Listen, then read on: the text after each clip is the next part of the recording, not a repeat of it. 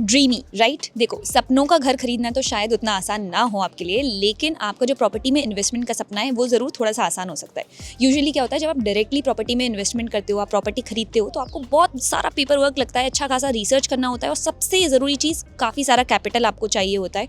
और उसके बाद भी स्कैम का जो डर है ना, वो हमेशा रहता है। तो ये एक ऐसा जरिया है जिसके जरिए आप सारे जो झंझट हैं उनको छोड़ करके सीधा प्रॉपर्टी में इन्वेस्टमेंट कर सकते हैं, क्योंकि ये है गवर्नमेंट के थ्रू अप्रूव्ड, और आप रेगुलर इनकम भी जनरेट इससे कर पाएंगे।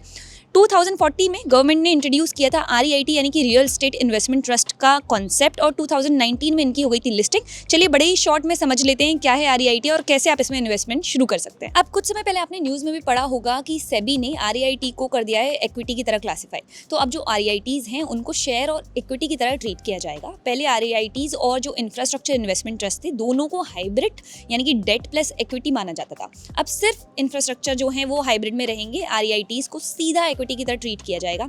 इससे क्या फायदा होगा वो समझ लीजिए। देखिए, म्यूचुअल फंड्स और बिग इन्वेस्टर्स REITs को शेयर्स की तरह ऐड कर सकते हैं। इंडेक्स इंक्लूजन के चांसेस जो हैं वो यहाँ पर बढ़ जाएंगे। लिक्विडिटी यहाँ पर इंप्रूव होगी। रियल एस्टेट यानी कि ऑफिसेज और मॉल्स में ज्यादा कैपिटल आएगा।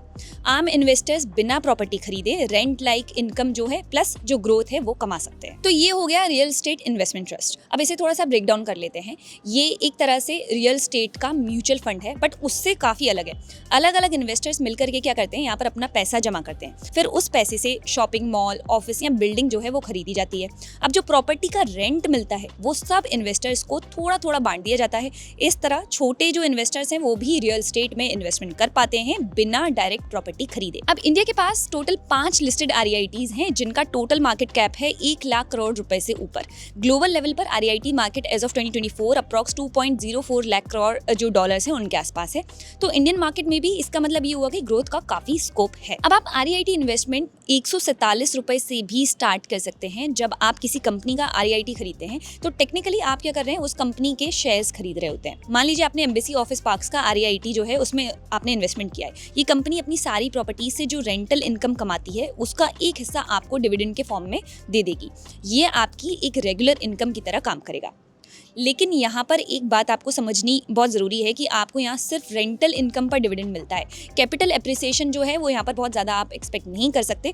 डायरेक्ट रियल एस्टेट आप खरीदेंगे तो वहाँ पर फ़ायदा ये है कि प्रॉपर्टी की वैल्यू टाइम के साथ बढ़ती है, जिससे आपका जो इन्वेस्टमेंट है उसकी वैल्यू भी बढ़ती चली जाती है। लेकिन इसका नुकसान ये है कि आपका जो कैपिटल एप्रिसिएशन है वो इतना ज़्यादा नहीं होता जितना डायरेक्ट प्रॉपर्टी के केस में हो सकता है। Investment in the securities market is subject to market risks. Read all the related documents carefully before investing.